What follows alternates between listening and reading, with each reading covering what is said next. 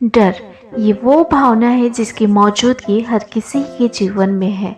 कई बार हम खुद ही डर पर हावी हो जाते हैं, पर बहुत बार ऐसा होता है कि डर पूरी तरह से हम पर हावी हो जाता है। यहाँ हम किसी खास डर के बारे में बात नहीं कर रहे हैं जो जीवन के एक पहलू को दिखाता है।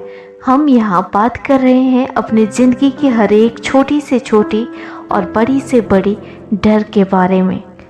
जैसा कि कहा जाता है, सकारात्मक विचार में वो शक्ति होती है जो जीवन को ऊंचाइयों में ले जाने की ताकत रखती है। उसी प्रकार नकारात्मक विचार में भी शक्ति होती है जो इंसान को अंदर से कमज़ोर बना देती है। जब डर हमारी जिंदगी में आता है तो वह अपने साथ अनिर्णय, शंका, असफलता जैसे बाकियों को भी लेते आता है और इस पर विजय पाने का सीधा उपाय है इसे जड़ से खत्म कर देना। आमतौर पर देखा जाए तो लोगों में सामान्य डर इन चीज़ों के लिए होता है: गरीबी का डर, असफलता का डर, रिजेक्शन का डर, अपनों को खोने का डर, प्रेम खोने का डर, भविष्य का डर, बोल ना पाने का डर, मृत्यु का डर, बीमारी का डर। और आप ऐसी लंबी लिस्ट बना सकते हैं जिससे आपको डर लगता है।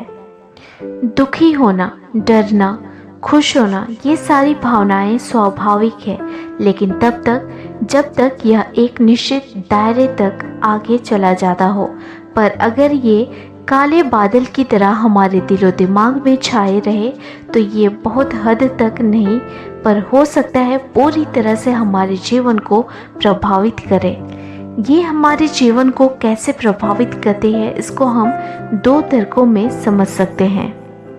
पहला है चेतन और अचेतन मन के तर्क में। विज्ञान के आंकड़ों के अनुसार एक दिन में हमारे दिमाग में लगभग 6000 से ज़्यादा विचार आते हैं जो कि तार्किक मन यानी चेतन मन में आते हैं।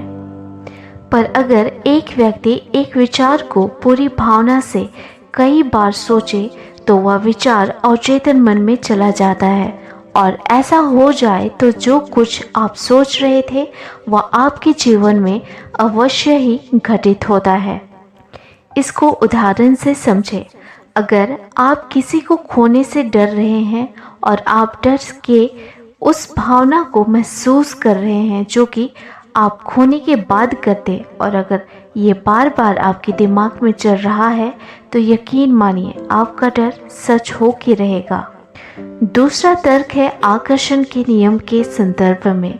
आकर्षण का नियम कहता है आप जो सोचते हैं और महसूस करते हैं वह चीज़, घटना, वस्तु आपके कंपन से मिलने के बाद आपकी ओर आकर्षित हो जाती है। उदाहरण से समझें, आप उन्हीं लोगों से फ्रेंडशिप करते हैं जिनसे आपके विचार मिलते हैं। जितनी ज़्यादा विचार मिलेंगी उतनी गहरी फ्रेंडशिप होने के चांस होते हैं, यानी कि समान फ्रीक्वेंसी एक दूसरे को अपनी ओर आकर्षित करते हैं।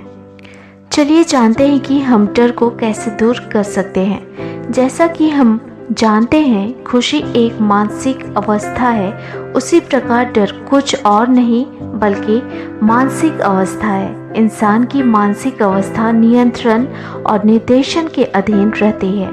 मानव मस्तिष्क शक्तिशाली होता है, यह डर उत्पन्न करके उस डर को घटित भी कर सकता है और इस पर नियंत्रण करके डर को हटा भी सकता है। डर दूर करने का पहला कदम है समाधान पर ध्यान। अगर आपके मन में किसी चीज़ को लेकर डर उत्पन्न हो तो सबसे पहले आप उसके समाधान पर ध्यान दें। जैसे अगर आपके मन में ये ख्याल आ रहे हैं कि आप असफल हो जाएंगे तो अपने मन को आत्म सुझाव दें कि क्या पता आप इसमें सफल हो जाएं और आपकी पूरी जिंदगी बदल जाए। दूसरा है भरोसा। ब्रह्मांड, ईश्वर, भगवान, जिस रूप में आप असीमित शक्ति को मानते हैं उस पर और खुद पर हमेशा भरोसा रखें। तीसरा है दोहराव। नकारात्मक डर के विपरीत में सकारात्मक समाधान को दोहराना, यानी यदि आपके मन में नेगेटिव थॉट आ रहे हों तो उसे तुरंत पॉजिटिव थॉट से रिप्लेस कर दें। जैसे अगर आपके दिमाग में डर की भावना आ रही है कि आप किसी खास को खो देंगे, तो आप अपने मन में उसी क्षण लाएं कि परमात्मा आपके उस खास जन को हमेशा आपके लिए प्रोटेक्ट करेगा। चौथा है, निडर बने। जब आपके पीछे कोई शक्तिशाली लोग होते हैं तो आपको डर नहीं लगता। खुद को यकीन दिलाएं कि आपके पीछे असीमित शक्ति है जो आपको हारने या टूटने नहीं देगा, और इस तरह आप तमाम डरों पर विजय पा सकते हैं। पांचवा है, खुद को समझे। बहुत बार हम खुद को भी नहीं समझ पाते हैं और तरह तरह के डरों को अपने अंदर बस जाने देते हैं। खुद के लिए समय निकालें और खुद को समझें।